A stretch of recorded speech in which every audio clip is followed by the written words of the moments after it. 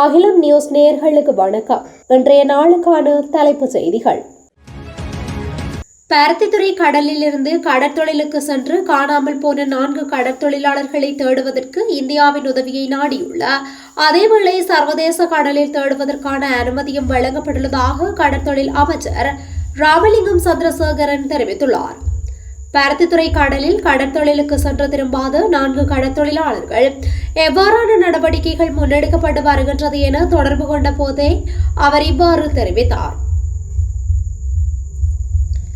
தற்போதைய அரசின் தொலைநோக்கமற்ற மற்றும் பலவீனமான பொருளாதார கையாளுமைகளால் நாடு மீண்டும் ஒருமுறை பாரிய பொருளாதார ஆபத்தை நோக்கி மிக வேகமாக நகர்ந்து கொண்டிருக்கின்றது என முன்னாள் ஜனாதிபதி ரணில் விக்ரமசிங்கே எச்சரித்துள்ளார். நாட்டின் தற்போதைய நிதி நிலைமை மற்றும் டாலர் நெருக்கடி குறித்து ஊடகங்களிடம் கருத்து வெளியிடும் போதே அவர் தற்போதைய ஆட்சியாளர்களை கடுமையாக விமர்சித்துள்ளார். மேல் சப்ரகமுவ வடமேல் மாகாணங்களிலும் காலி, மாத்தறை, கண்டி மற்றும் நுவரெலியா மாவட்டங்களிலும் அவ்வப்போது மழை அல்லது இடியுடன் கூடிய மழை பெய்யும் என வளிமண்டலவியல் திணைக்களம் எதிர்ப்பு கூறியுள்ளது. மேல் மற்றும் சப்ரகமுவ மாகாணங்களிலும் காலி மற்றும் மாத்தறை மாவட்டங்களிலும் சில இடங்களில் 50 மில்லிமீட்டருக்கும் அதிகமான ஓரளவு பலத்த மழை பெய்யக்கூடும். ஊவா மாகாணத்திலும் அம்பாறை மற்றும் மட்டக்களப்பு மாவட்டங்களிலும் சில இடங்களில் பிற்பகல் 1 மணிக்கு பின்பு மழை அல்லது இடியுடன் கூடிய மழை பெய்யக்கூடும். மத்திய மலைநாட்டின் மேற்கு சரிவு பகுதிகளிலும் வடக்கு, வடமத்திய, வடமேல் மற்றும் தென் மாகாணங்களிலும் திருகோணமலை மாவட்டத்திலும் அவ்வப்போது மணித்தியாலத்திற்கு 30 தொடக்கம் 40 கிலோமீட்டர் வேகத்தில் ஓரளவு பலத்த காற்று வீசக்கூடும். உலக சந்தையில் ஏற்பட்டுள்ள விலை அதிகரிப்பு மற்றும் சர்வதேச ரீதியிலான சவால்களின் காரணமாகவே உள்நாட்டில் தற்காலிகமாக எரிபொருள் விலைகளில் திருத்தங்களை மேற்கொள்ள வேண்டிய நிலை ஏற்பட்டுள்ளதாக பாராளுமன்ற உறுப்பினர் அசித நிரோஷன தெரிவித்துள்ளார். ஊடகவியலாளர்களின் கேள்விகளுக்கு பதிலளித்த அவர், ஒரு நாட்டை ஆட்சி செய்யும் போது இயற்கை பேரிடர்கள், பொருளாதார வீழ்ச்சிகள் மற்றும் கடந்த கால ஆட்சியாளர்களின் தவறான முடிவுகள் போன்ற உள்நாட்டு பிரச்சினைகளுக்கு முகம் கொடுக்க வேண்டியுள்ளது என சுட்டிக்காட்டினார். குறிப்பாக 2022ஆம் ஆண்டில் நாட்டில் ஏற்பட்ட கடுமையான பொருளாதார நெருக்கடியின் போது ஆட்சியாளர்களின் முறையற்ற நிர்வாகத்தால் பொதுமக்கள் பெரும் இன்னல்களுக்கு ஆளானதை நினைவு கூர்ந்த அவர், தற்போதைய அரசு இயற்கை பேரிடர்களால் பாதிக்கப்பட்ட மக்களுக்கு பில்லியன் கணக்கில் இழப்பீடுகளை வழங்கி அவர்களின் வாழ்வாதாரத்தை மீள கட்டியெழுப்பியுள்ளதாக குறிப்பிட்டுள்ளார். புத்தளம் கரம்பை உடப்பு பிரதான வீதியின் சமீரகம பிரதேசத்தில் இலங்கை போக்குவரத்து சபைக்கு சொந்தமான பஸ்ஸும் மோட்டார் சைக்கிளும் நேருக்கு நேர் மோதியதில் ஒருவர் உயிரிழந்துள்ளார். புத்தளத்திலிருந்து கரம்பை ஊடாக சென்ற கொத்தாந்தீவு நோக்கி சென்ற இலங்கை போக்குவரத்து புத்தளம் டிப்போவிற்கு சொந்தமான பஸ்ஸும் பெருங்குவட்டானில் இருந்து மதுரங்குடி நோக்கி சென்ற மோட்டார் சைக்கிள் ஒன்று மோதியதில் இந்த விபத்து இடம்பெற்றுள்ளது.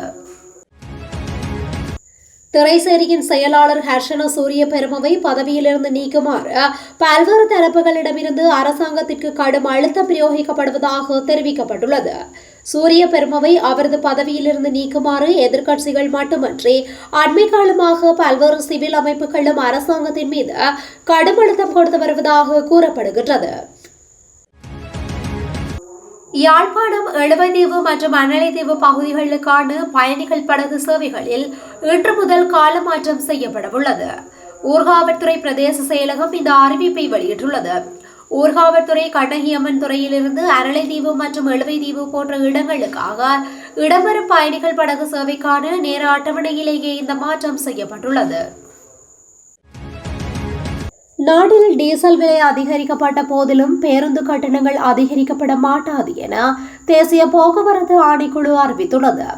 எரிபொருள் விலை திருத்தத்திற்கு இணங்க டீசல் விலை உயர்த்தப்பட்ட போதிலும் தற்போதைய சூழலில் பேருந்து கட்டணங்களை உயர்த்துவதற்கு அனுமதி வழங்க முடியாது என ஆணைக்குழு சுட்டிக்காட்டியுள்ளது.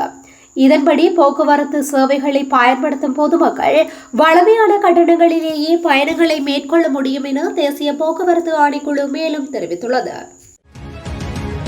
கட்டநாயக்கா போலீஸ் பிரிவிற்கு உட்பட்ட மேகஹவத்த பகுதியில் முறையான அனுமதி பத்திரங்கள் இன்றி சட்டவிரோதமான முறையில் மதுபானம் விற்பனை செய்து வந்த நட்சத்திர ஹோட்டல் ஒன்று பலான மத்திய ஊழல் ஒழிப்பு அதிரடிப்படையினரால் முற்றுகையிடப்பட்டுள்ளது.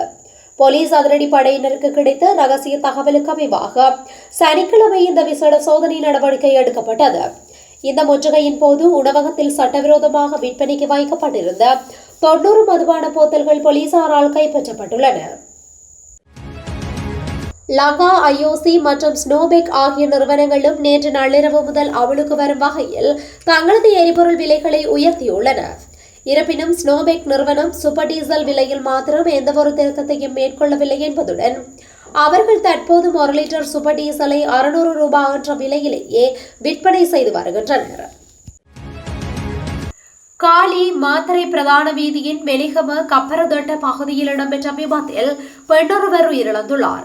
குறித்த பெண் வீதியை கடக்க முயன்ற போது தனியார் பேருந்தொன்றுடன் மோதியதில் இந்த விபத்து ஏற்பட்டுள்ளது. இவ்வாறு விபத்தில் உயிரிழந்தவர் எம்பினிப்பிட்டிய கட்டுவன் பகுதியைச் சேர்ந்த சுமார் 65 வயதுடைய பெண் ஆவார்.